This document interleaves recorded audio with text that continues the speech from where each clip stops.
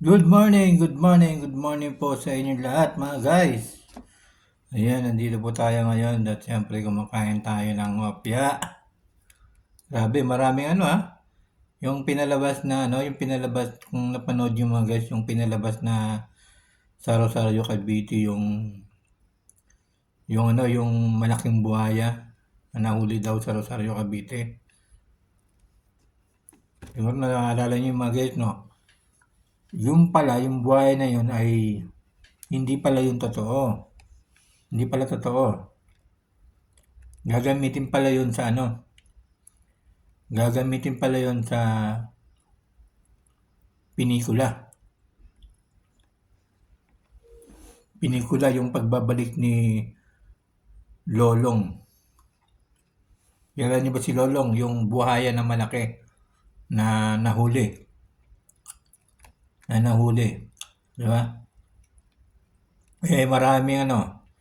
Maraming nadali. Akala ng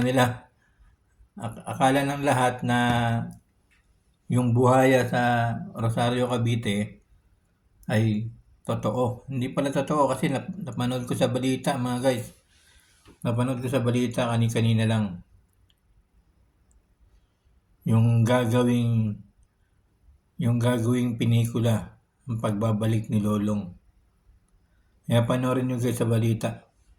Kasi narinig ko sa balita ay yung natagpuan na buhaya sa Rosario Cavite ay props lang pala yun.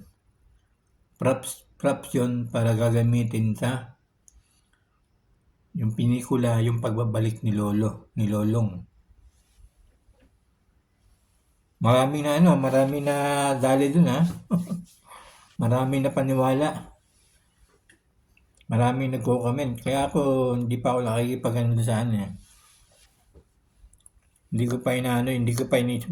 Sobrang laki kasi makikita mo naman yan guys na sa katawan pa lang ng buhaya ay malalaman mo kung totoo kasi napakalaki ng malaki yung kanyang katawan, malapad. Di ba? Pero makikita natin talagang may pagkabuhay din, may pagkabuhay. Kasi akalain mo di ba, yung mga mata. Pero yung pala gagamitin pala yun sa Gagamitin pala yon sa isang pelikula.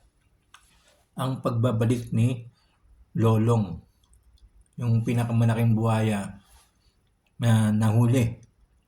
Dati pa.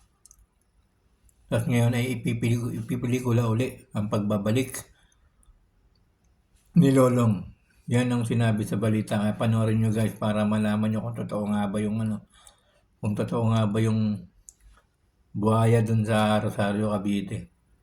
Malaman nyo guys kasi malapit na. Abangan po natin yung abangan po natin yung pinikulang ni Lolong, yung pagbabalik niya. Yung pala yung gagamitin yung pala yung gagamitin na props. Kaya pala merong sa Rosario Cavite na buhaya. Ang sinasabi lang nahuli. Pero sabi sa balita ay props lang pala yon. Yun ang gagamitin para sa pelikulang ang pagbabalik ni Lolong. Yung malaking buhaya. Lambuhalang buhaya. Pero sa paligid natin ay talagang merong mga malalaking buhaya. Pero yung nakikita natin sa Rosario Cavite mga guys, panoorin nyo guys. Kasi yung buhaya na yon ay hindi pala hindi pala totoo. Gagamitin pala yun sa pelikula ang pagbabalik ni Lolong.